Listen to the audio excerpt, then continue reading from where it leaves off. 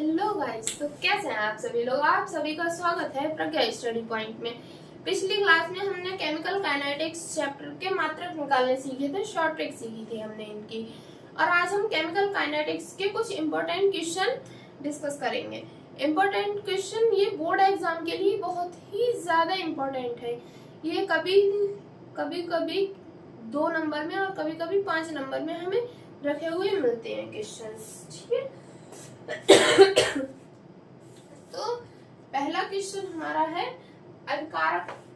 अभिक्रिया के बेग। अभिक्रिया के बेग से आप क्या समझते हैं।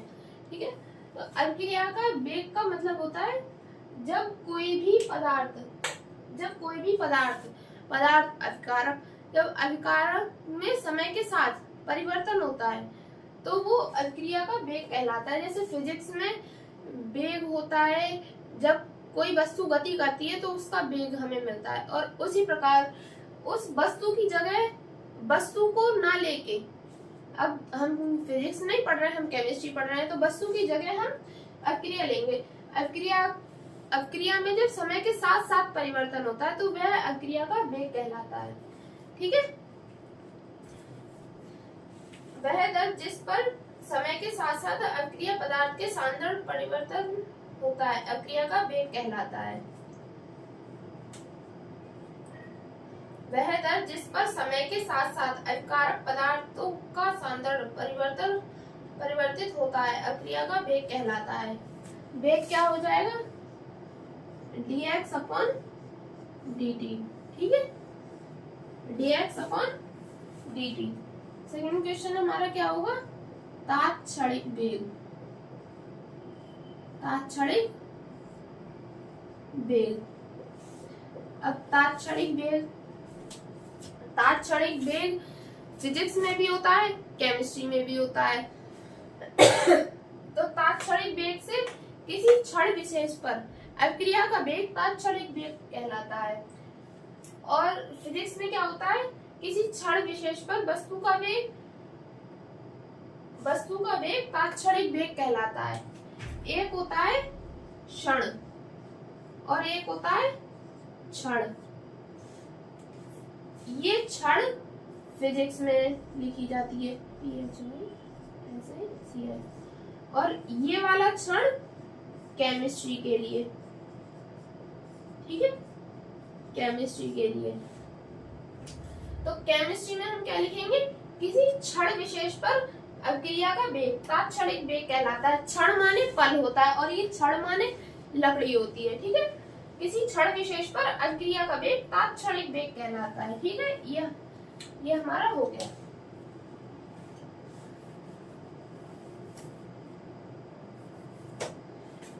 ये वाला क्षण कोई पल है, कोई लकड़ी नहीं है, ये कोई समय है।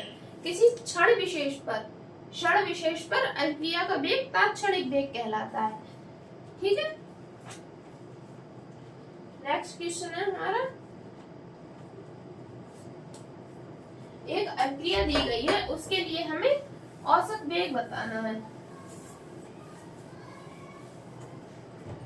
अभिक्रिया क्या दी गई है हमारी, थर्ड क्वेश्चन है ये हमारा, N1A plus N2B equals to M1C plus M2D। तो इसका हमें औसत बेग बताना है। ठीक है, एक इस तरफ की हम माइनस में लेंगे, जब बेग लेंगे इस तरफ का माइनस में और इस तरफ का प्लस में। अभी बेग का मैंने एक फॉर्मूला लिखा था dx अपॉन dt। ठीक है, तो ये x पर जो दिया होता है वो लिखते हैं, तो इसका क्या होगा, equals to minus 1 upon n1 ये वाला। ठीक है, और d a इसके इक्वल्स में क्या होगा, 1 minus n2 d break b। ठीक है, और इसका औसत बेग क्या हो जाएगा, ये प्लस में होगा 1 अपॉन m1d c, और ये किसके बराबर होगा, प्लस 1 अपॉन m2 dd। ठीक है, ये हमारा औसत वेग हो गया, ये हमारा औसत वेग हो गया। और नेक्स्ट क्वेश्चन है, जो अगला क्वेश्चन मैं करा रही हूँ, ये बहुत ही ज्यादा इम्पोर्टेंट है, ये मोस्टली सेटों में रखा हुआ मिलता है।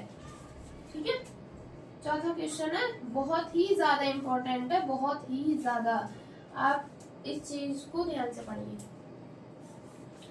वेग पर ताप तथा सांद्रता के प्रभाव को स्पष्ट कीजिए। वेग पर ताप तथा सांद्रता के प्रभाव को स्पष्ट कीजिए। ठीक है, कीजिए गलत लिखा है,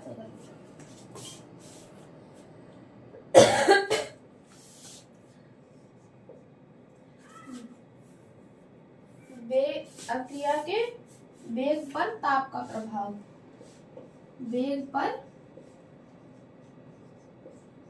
ताप का प्रभाव। आप एक बार गैस कीजिए कि अगर ताप होगा तो अक्रिया का वेग बढ़ेगा या घटेगा। आप अपना माइंड लगाइए, क्या होगा, अक्रिया का वेग बढ़ेगा या घटेगा।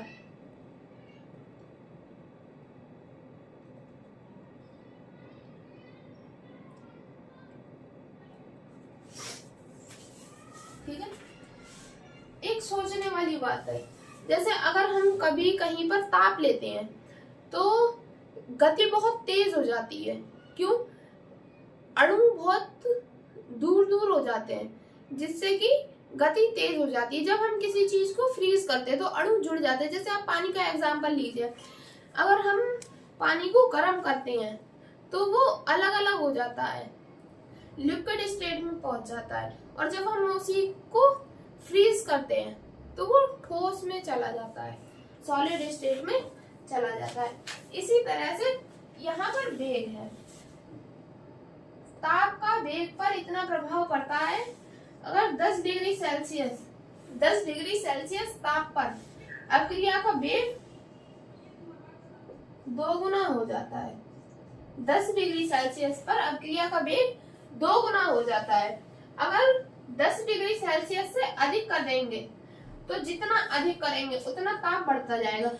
ताप का वेग पर बहुत अत्यधिक प्रभाव पड़ता है, जिससे अक्रिया का वेग बहुत ज्यादा हो जाता है। ठीक है, अक्रिया का वेग बहुत ज्यादा हो जाता है।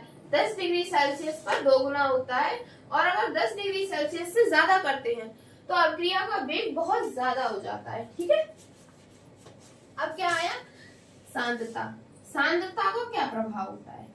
ठीक है, सांद्रता का वेग पर प्रभाव,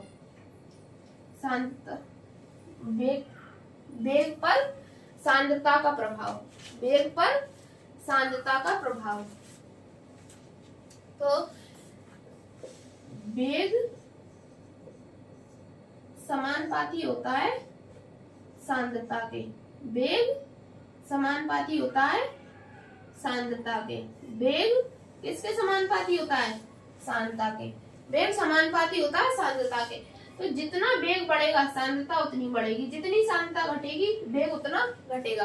वेग बराबर होता है सांद्रता के, मतलब समानुपाती होता है।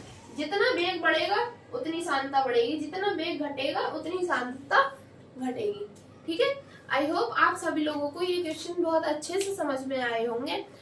और अगर आप सभी लोगों को ये वीडियो अच्छी लगी तो आप वीडियो को लाइक कीजिए, चैनल को सब्सक्राइब कीजिए और वीडियो को शेयर करते रहिए।